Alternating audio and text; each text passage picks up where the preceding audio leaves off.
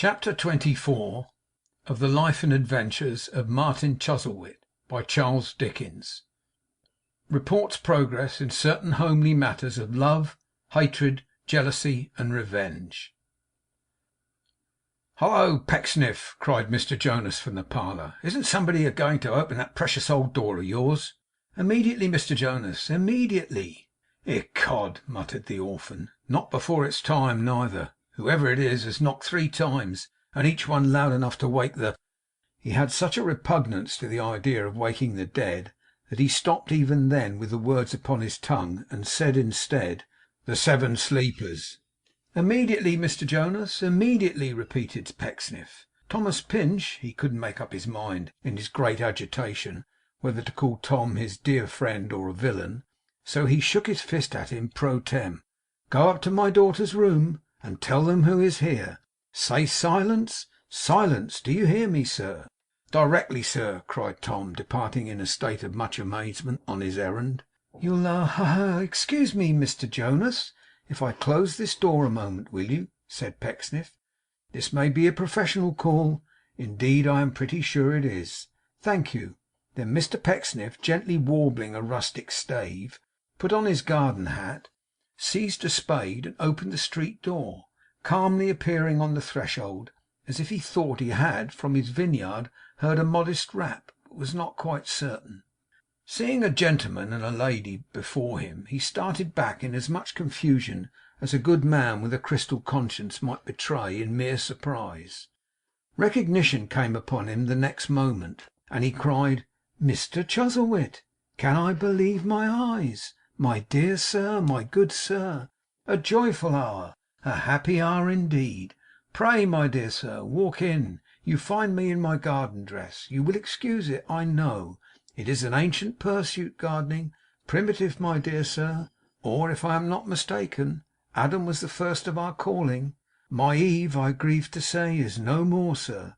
But here,' he pointed to his spade, and shook his head as if he were not cheerful without an effort, 'but I do a little bit of Adam still.' He had by this time got them into the best parlour, where the portrait by Spiller and the bust by Spoker were. 'My daughters,' said Mr Pecksniff, 'will be overjoyed. If I could feel weary upon such a theme, I should have been worn out long ago, my dear sir, by their constant anticipation of this happiness, and their repeated allusions to our meeting at Mrs Todgers's. Their fair young friend too,' said Mr Pecksniff, 'whom they so desire to know and love. Indeed, to know her is to love. I hope I see her well. I hope in saying, "Welcome to my humble roof," I find some echo in her own sentiments. If features are an index to the heart, I have no fears of that. An extremely engaging expression of countenance, Mr Chuzzlewit, my dear sir. Very much so.' 'Mary,' said the old man, 'Mr Pecksniff flatters you, but flattery from him is worth the having. He is not a dealer in it, and it comes from his heart. We thought Mr ' 'Pinch,' said Mary. 'Mr Pinch would have arrived before us, Pecksniff.' 'He did arrive before you, my dear sir,' retorted Pecksniff, raising his voice for the edification of Tom upon the stairs, 'and was about, I dare say, to tell me of your coming, when I begged him first to knock at my daughter's chamber, and inquire after Charity, my dear child, who is not so well as I could wish.' 'No,' said Mr Pecksniff, answering their looks, 'I am sorry to say she is not. It is merely a hysterical affection. Nothing more. I am not uneasy. Mr Pinch!' 'Thomas!' exclaimed Pecksniff in his kindest accents. 'Pray come in. I shall make no stranger of you. Thomas is a friend of mine, of rather long standing, Mr Chuzzlewit, you must know.' 'Thank you, sir,' said Tom. 'You introduce me very kindly, and speak of me in terms of which I am very proud.' 'Old Thomas!' cried his master, pleasantly. 'God bless you!' Tom reported that the young ladies would appear directly, and that the best refreshments which the house afforded were even then in preparation under their joint superintendence. While he was speaking, the old man looked at him intently, though with less harshness than was common to him. Nor did the mutual embarrassment of Tom and the young lady, to whatever cause he attributed it, seem to escape his observation. 'Pecksniff,' he said after a pause, rising and taking him aside towards the window, 'I was much shocked of hearing my brother's death. We have been strangers for many years. My only comfort is that he must have lived the happier and better man for having associated no hopes or schemes with me. Peace to his memory! We were playfellows once, and it would have been better for us both if we had died then.' Finding him in this gentle mood, Mr Pecksniff began to see another way out of his difficulties besides the casting overboard of Jonas. 'That any man, my dear sir, could possibly be the happier for not knowing you,' he returned, 'you will excuse my doubting; but that Mr Anthony, in the evening of his life, was happier in the affection of his excellent son, a pattern, my dear sir, a pattern to all sons, and in the care of a distant relation, who, however lowly in his means of serving him, had no bounds to his inclination, I can inform you.' 'How's this?' said the old man. 'You are not a legatee?' 'You don't,' said Mr Pecksniff, with a melancholy pressure of his hand, 'quite understand my nature yet, I find. No, sir, I am not a legatee. I am proud to say I am not a legatee. I am proud to say that neither of my children is a legatee. And yet, sir, I was with him at his own request. He understood me somewhat better, sir. He wrote and said, "I am sick, I am sinking. Come to me." I went to him. I sat beside his bed, sir, and I stood beside his grave. Yes, at the risk of offending even you, I did it, sir, though the avowal should lead to our instant separation, and to the severing of those tender ties between us which have recently been formed. I make it, but I am not a legatee,' said Mr Pecksniff, smiling dispassionately, 'and I never expected to be a legatee. I knew better.' 'His son is a pattern!' cried old Martin. 'How can you tell me that? My brother had in his wealth the usual doom of wealth, and root of misery. He carried his corrupting influence with him, go where he would, and shed it round him, even on his hearth. It made of his own child a greedy expectant, who measured every day and hour the lessening distance between his father and the grave, and cursed his tardy progress on that dismal road.' 'No,' cried Mr Pecksniff boldly. 'Not at all, sir.'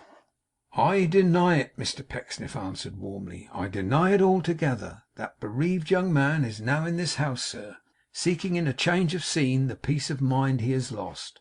Shall I be backward in doing justice to that young man, when even undertakers and coffin makers have been moved by the conduct he has exhibited; when even mutes have spoken in his praise, and the medical man hasn't known what to do with himself in the excitement of his feelings?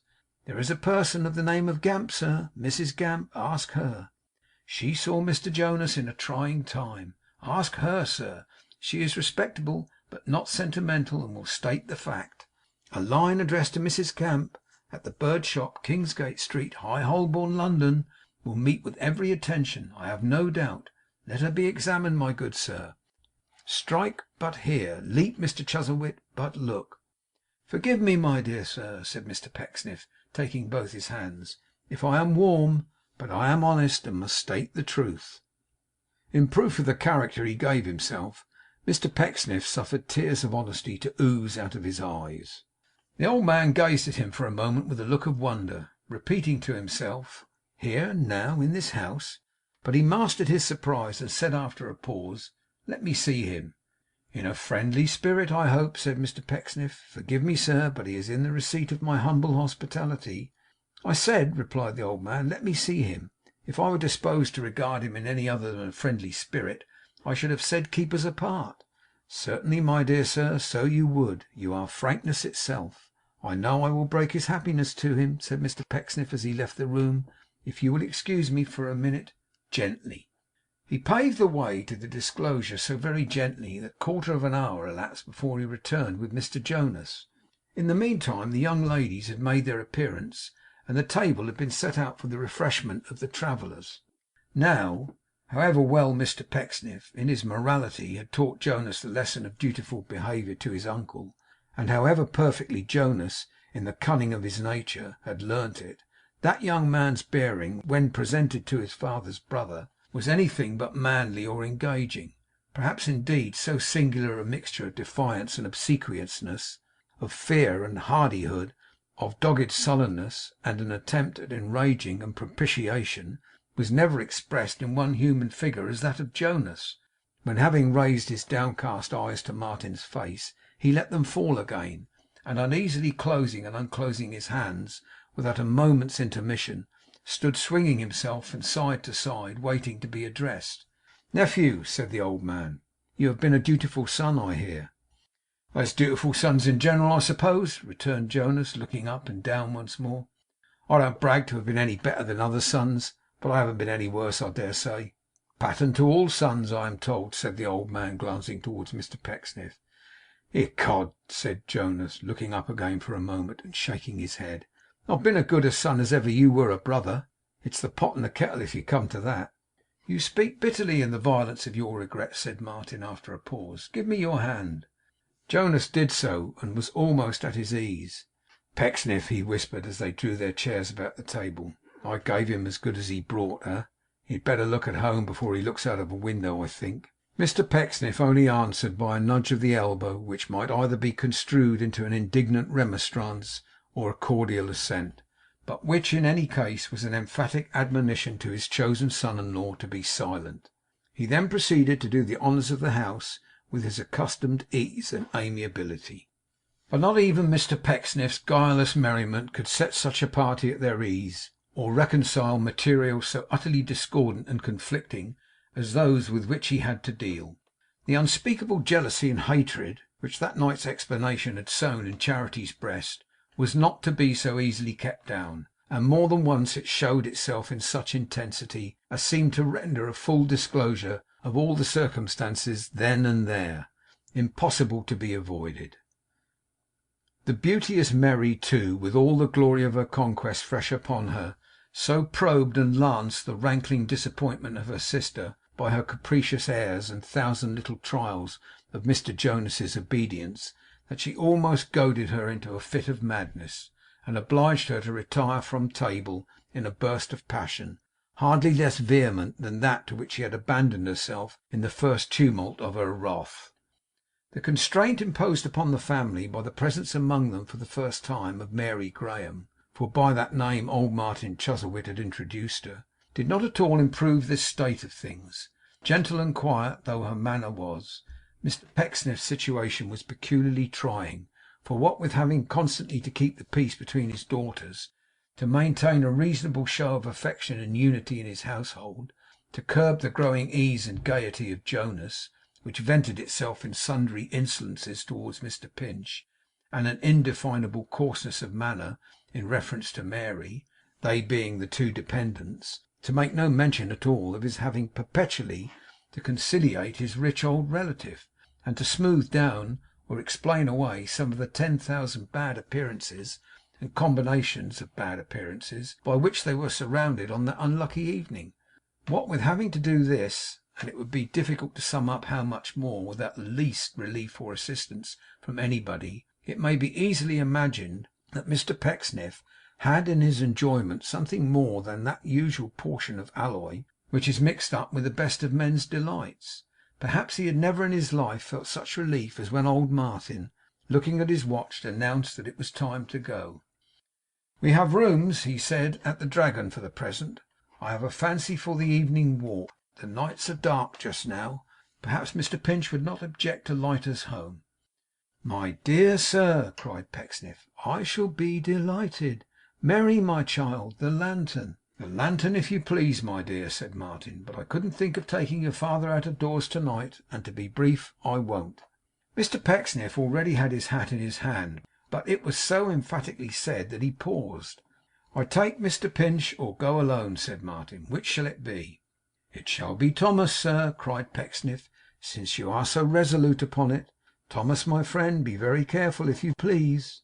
Tom was in some need of this injunction, for he felt so nervous and trembled to such a degree that he found it difficult to hold the lantern. How much more difficult when, at the old man's bidding, she drew her hand through his. Tom pinch his arm. 'And so, Mr Pinch,' said Martin on the way, 'you are very comfortably situated here, are you?' Tom answered, with even more than his usual enthusiasm, that he was under obligations to Mr Pecksniff which the devotion of a lifetime would but imperfectly repay. 'How long have you known my nephew?' asked Martin. 'Your nephew, sir?' faltered Tom. 'Mr Jonas Chuzzlewit,' said Mary. 'Oh dear, yes!' cried Tom, greatly relieved, for his mind was running upon Martin. 'Certainly I never spoke to him before to night, sir. Perhaps half a lifetime will suffice for the acknowledgment of his kindness,' observed the old man. Tom felt that this was a rebuff for him, and could not but understand it as a left-handed hit at his employer. So he was silent. Mary felt that Mr Pinch was not remarkable for presence of mind, and that he could not say too little under existing circumstances, so she was silent. The old man, disgusted by what in his suspicious nature he considered a shameless and fulsome puff of Mr Pecksniff, which was a part of Tom's hired service, and in which he was determined to persevere, set him down at once for a deceitful, servile, miserable fawner. So he was silent; and though they were all sufficiently uncomfortable, it is fair to say that Martin was perhaps the most so, for he felt kindly towards Tom at first, and had been interested by his seeming simplicity. 'You're like the rest,' he thought, glancing at the face of the unconscious Tom. 'You had nearly imposed upon me, but you have lost your labour. You are too zealous a toad eater, and betray yourself, Mr Pinch.' During the whole remainder of the walk, not another word was spoken. First among the meetings to which Tom had long looked forward to with a beating heart, it was memorable for nothing but embarrassment and confusion. They parted at the Dragon door, and sighing as he extinguished the candle in the lantern, Tom turned back again over the gloomy fields. As he approached the first stile, which was in a lonely part, made very dark by a plantation of young firs, a man slipped past him and went on before. Coming to the stile, he stopped and took his seat upon it. Tom was rather startled, and for a moment stood still; but he stepped forward again immediately, and went close up to him. It was Jonas, swinging his legs to and fro, sucking the head of a stick, and looking with a sneer at Tom.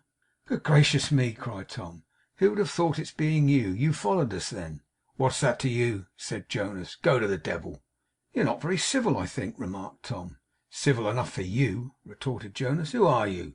'One who has as good right to common consideration as another,' said Tom, mildly. 'You're a liar,' said Jonas. 'You haven't any right to any consideration. You haven't any right to anything. You're a pretty sort of fellow to talk about your rights. 'Pon my soul! Rights too!'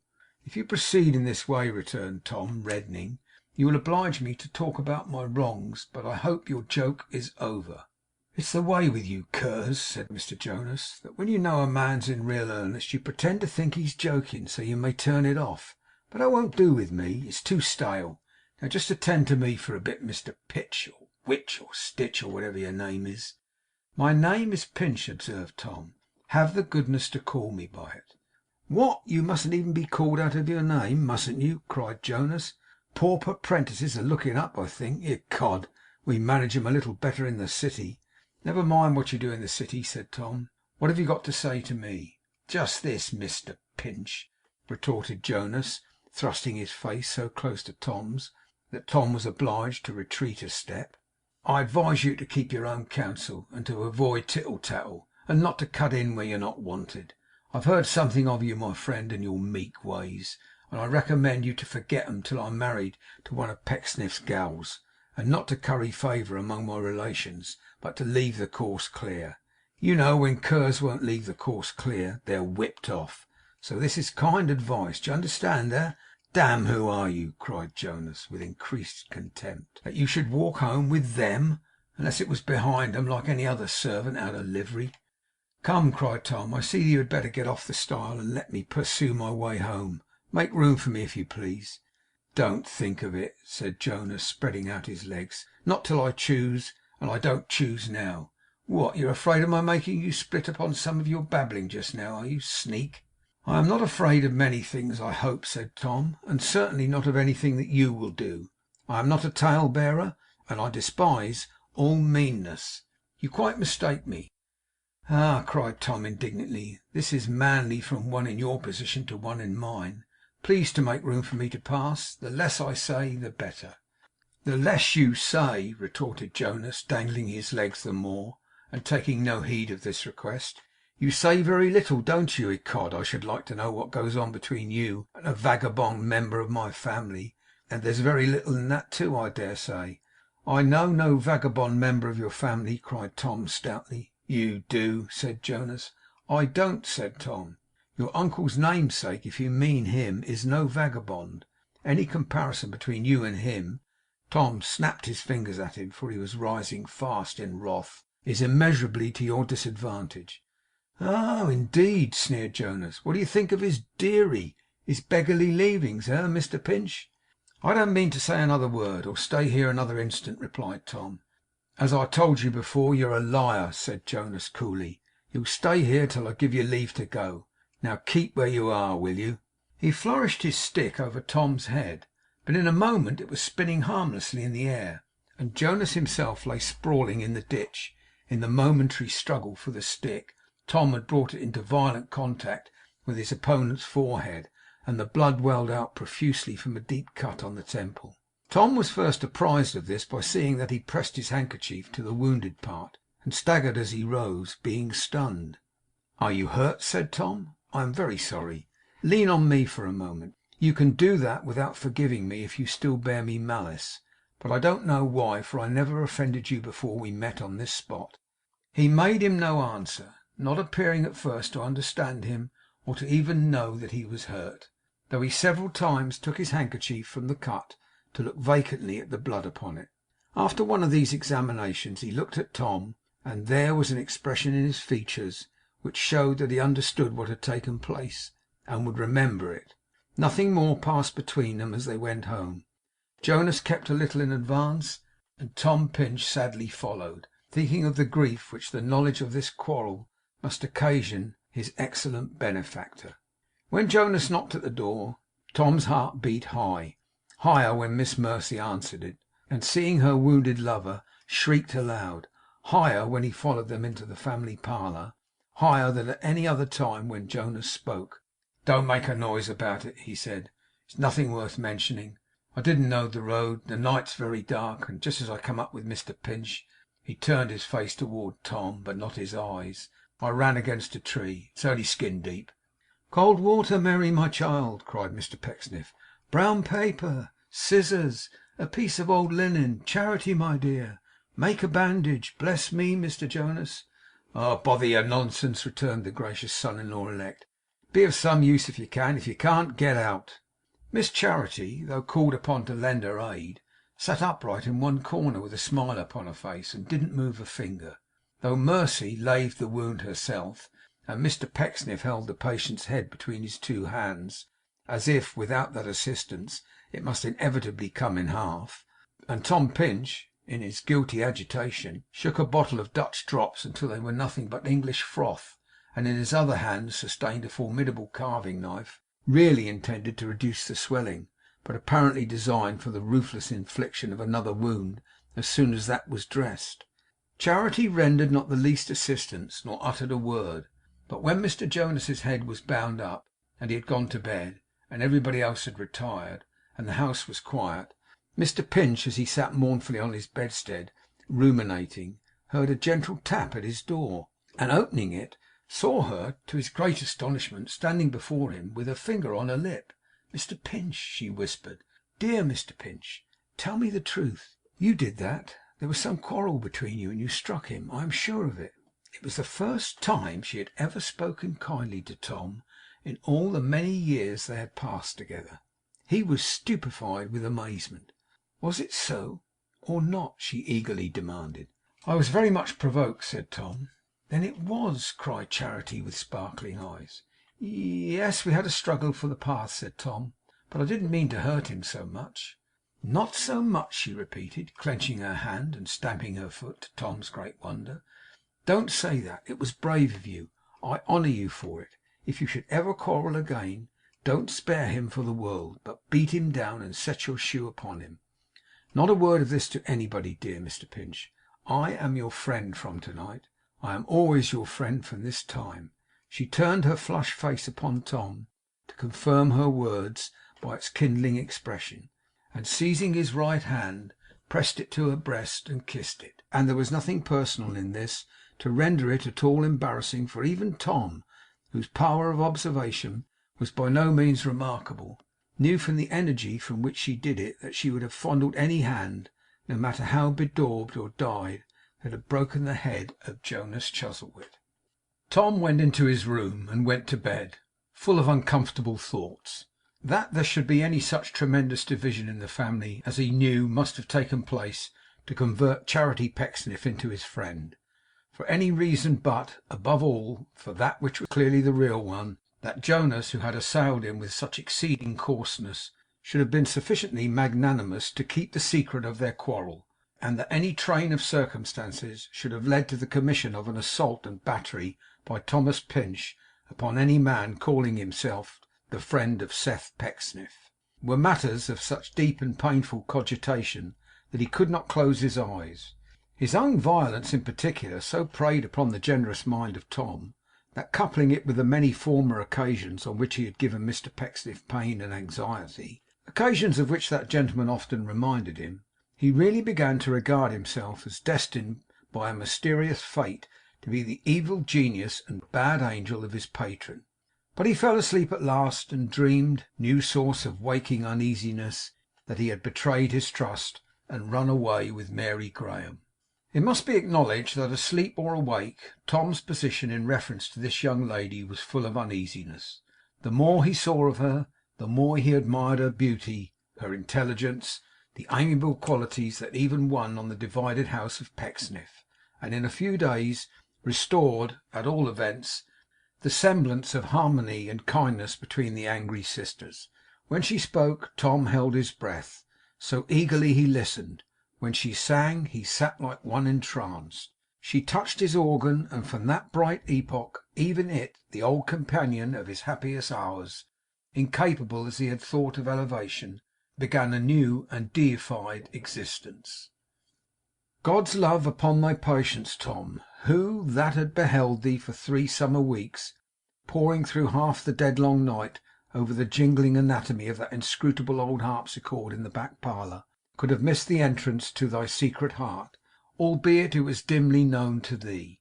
Who that had seen the glow upon thy cheek, when leaning down to listen after hours of labour for the sound of one incorrigible note, thou foundest that it had a voice at last, and wheezed out a flat something, distantly akin to what it ought to be, would not have known that it was destined for no common touch, but one that smote, though gently as an angel's hand, upon the deepest chord within thee.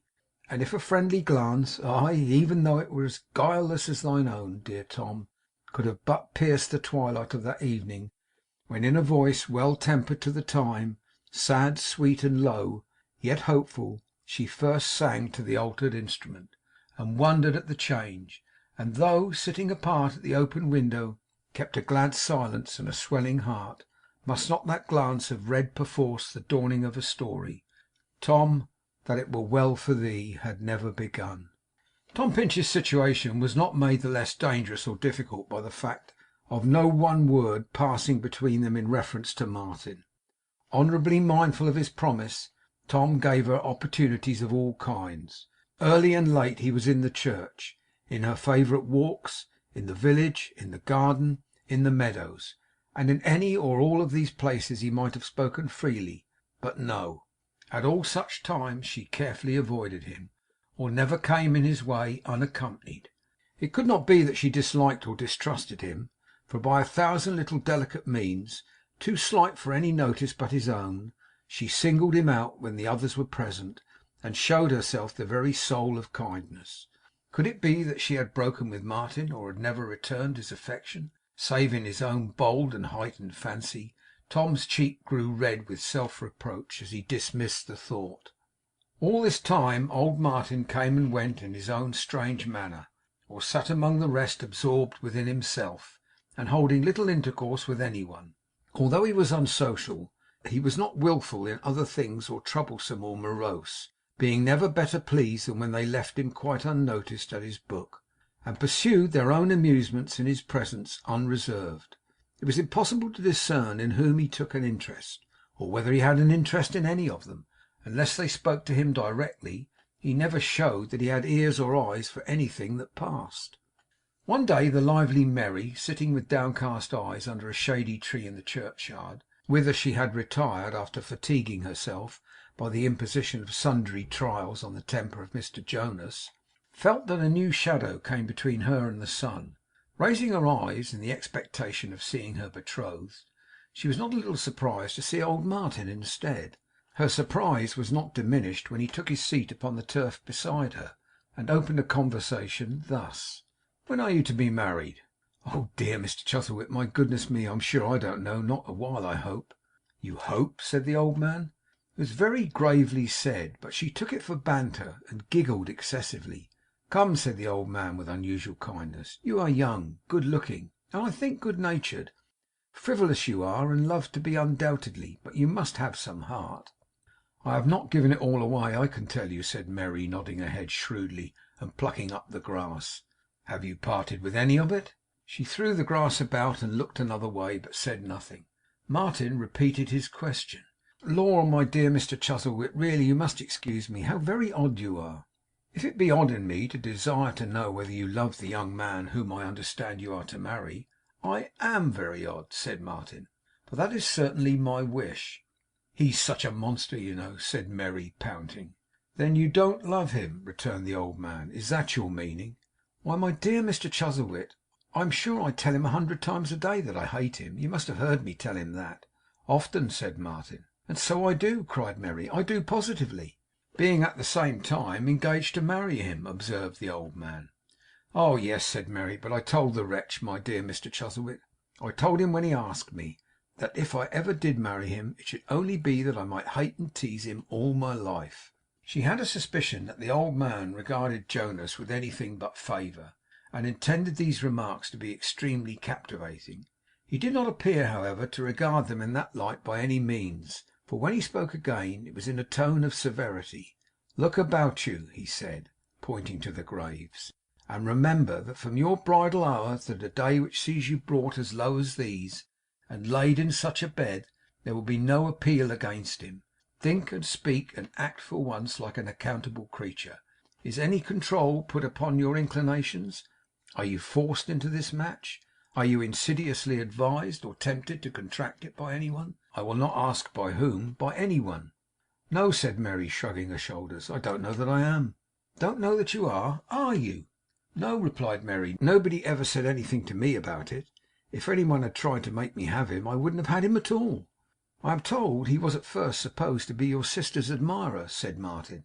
'Oh, good gracious, my dear Mr Chuzzlewit, it would be very hard to make him, though he IS a monster, accountable for other people's vanity,' said Merry.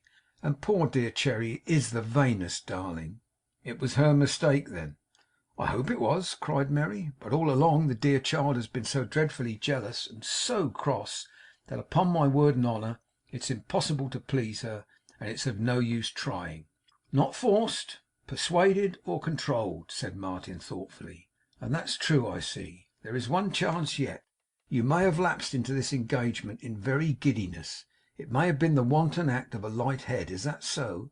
'My dear Mr Chuzzlewit,' simpered Merry, 'as to light-headedness, there never was such a feather of a head as mine. It's a perfect balloon, I declare. You never did, you know.' He waited quietly till she had finished, and then said steadily and slowly, and in a softened voice, as if he would still invite her confidence: 'Have you any wish, or is there anything within your breast that whispers you may form the wish, if you have time to think, to be released from this engagement?' Again Miss Merry pouted, and looked down, and plucked the grass, and shrugged her shoulders. No, she didn't know that she had. She was pretty sure she hadn't. Quite sure, she might say. She didn't mind it. 'Has it ever occurred to you,' said Martin, 'that your married life may perhaps be miserable, full of bitterness, and most unhappy?' Merry looked down again, and now she tore the grass up by the roots. 'My dear Mr Chuzzlewit, what shocking words! Of course I shall quarrel with him. I should quarrel with any husband. Married people always quarrel, I believe. But as to being miserable and bitter, and all those dreadful things, you know, why I couldn't be absolutely that, unless he always had the best of it. And I mean to have the best of it myself. I always do now,' cried Merry, nodding her head and giggling very much, 'for I make a perfect slave of the creature.' 'Let it go on,' said Martin, rising. 'Let it go on. I sought to know your mind, my dear, and you have shown it me. I wish you joy. Joy,' he repeated, looking full upon her, and pointing to the wicket gate where Jonas entered at the moment. And then, without waiting for his nephew, he passed out at another gate, and went away. 'Oh, you terrible old man!' cried the facetious Merry to herself. 'What a perfectly hideous monster, to be wandering about churchyards in the broad daylight, frightening people out of their wits. Don't come here, Griffin, or I'll go away directly.' Mr Jonas was the Griffin. He sat down upon the grass at her side, in spite of this warning, and sulkily inquired, 'What's my uncle been a talking about?' 'About you,' rejoined Merry. 'He says you're not half good enough for me.' 'Oh yes, I dare say. We all know that. He means to give you some present worth having, I hope. Did he say anything that looked like it?' 'That he didn't,' cried Merry, most decisively. 'A stingy old dog he is,' said Jonas. 'Well?' 'Griffin!' cried Miss Mercy, in counterfeit amazement. 'What are you doing, Griffin?' 'Only giving you a squeeze,' said the discomfited Jonas. 'There's no harm in that, I suppose?' 'But there is a great deal of harm in it, if you don't consider it agreeable,' returned his cousin. 'Do go along with you. You make me so hot.' Mr Jonas withdrew his arm, and for a moment looked at her more like a murderer than a lover. But he cleared his brow by degrees, and broke silence with, 'I say, Mel.' 'What do you say, you vulgar thing, you low savage?' cried his fair betrothed. 'When is it to be? I can't afford to go on dawdling about here half my life.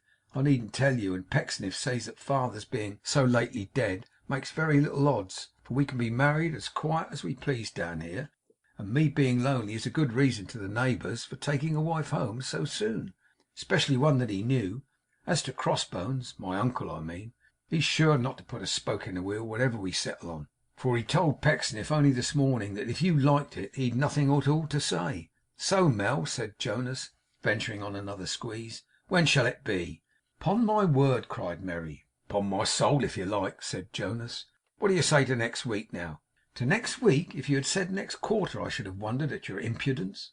'But I didn't say next quarter,' retorted Jonas. 'I said next week.'